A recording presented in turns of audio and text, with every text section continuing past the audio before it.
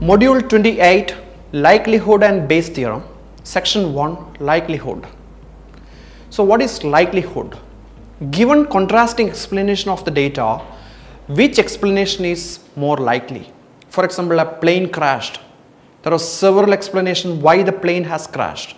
So which explanation is more likely? So that is why you have to give a likelihood score for each of these explanations and pick the one with maximum likelihood score. So that is how this very intuitive statistical tool works, the maximum likelihood method works, or MLE.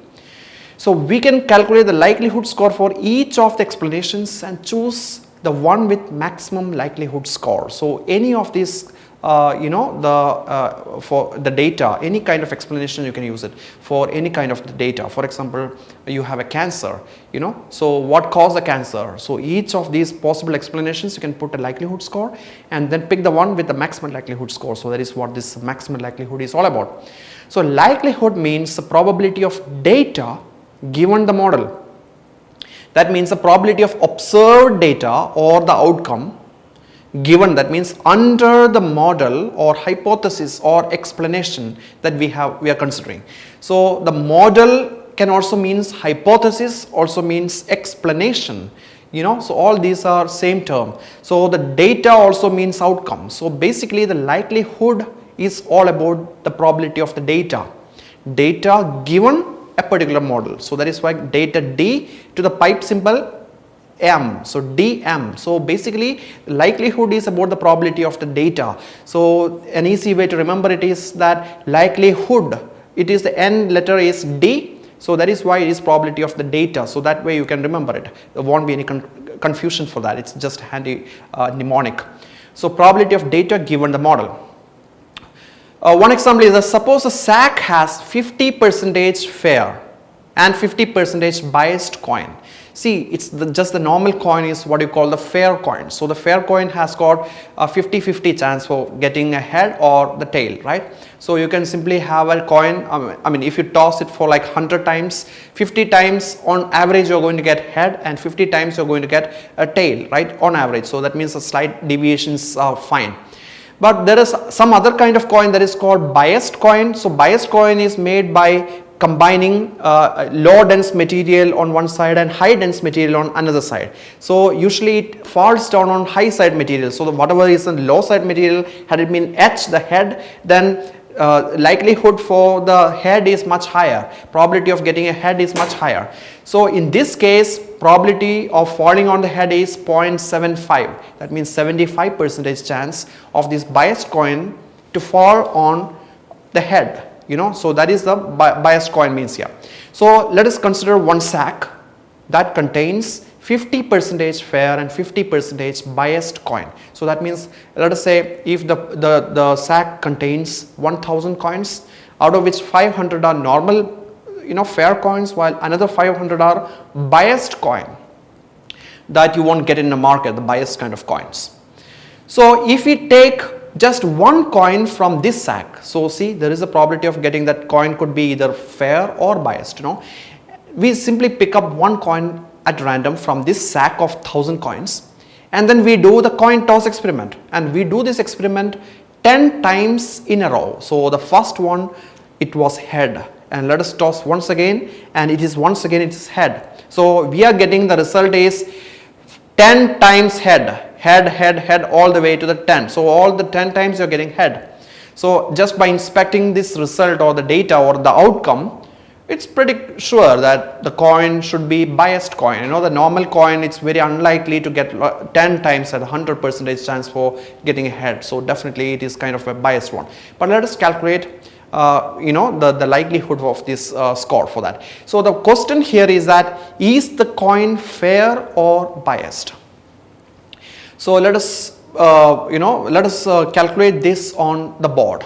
So now we have two explanations. Explanation one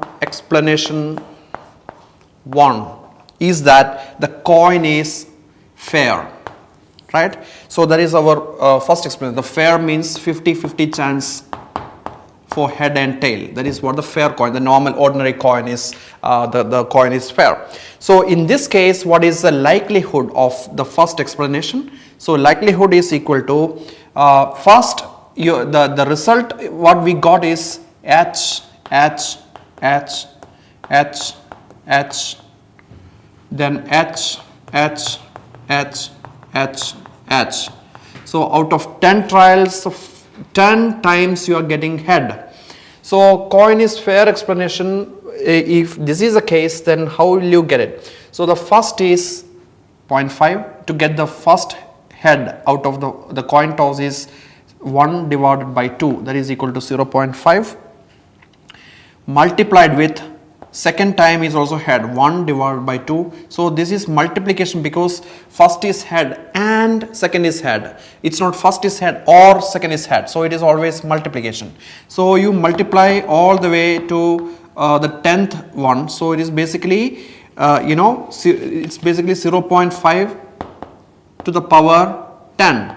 This is the answer for the first likelihood score. So that is basically 0.5 to the power 10 is equal to 0.01. So this is the first likelihood score for the fair. So I can say that it's basically F. I can simply put that, the fair coin.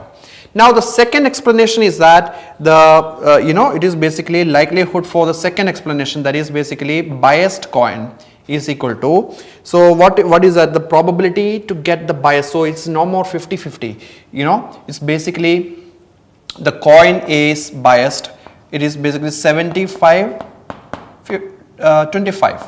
So there is 75% chance to get the head, while 25 for the tail, because it is a biased coin. So basically to get the head, it is odds, if you see, to get the odds against getting head is 25. So 75% chance to get the heads. So to calculate the likelihood of the first one, so to get like this kind of result using a biased coin, it is nothing but 0.75 multiplied by another 0.75 all the way. So basically it is nothing but 0.75 to the power 10. So that is equal to 0.56. So likelihood for the biased explanation is 0.56, while likelihood score for our fair coin or fair explanation is 0.01. So just by inspecting, it's very clear that the biased likelihood score is far higher than the score for the fair explanation. So likelihood ratio is LR, or likelihood ratio is for the biased coin. So biased is basically, the biased is 0.56 divided by the fair is 0.01. So because it's a ratio, bias is on the top while fair is on the bottom. So this ratio is equal to 56. So that means the likelihood score for the biased explanation is 56 times more than that of the fair explanation. Now 56, so still it is, we don't know really how to, which is actually the threshold. So there is the way, the proper statistical hypothesis testing we can implement. So instead of the empirical ratio, we have to convert this into the natural log. So ln 56. So basically natural log is nothing but log to the power of e, the mathematical constant. So ln 56 is equal to 4.02. So as you see, the threshold cutoff score for the significance level is 2.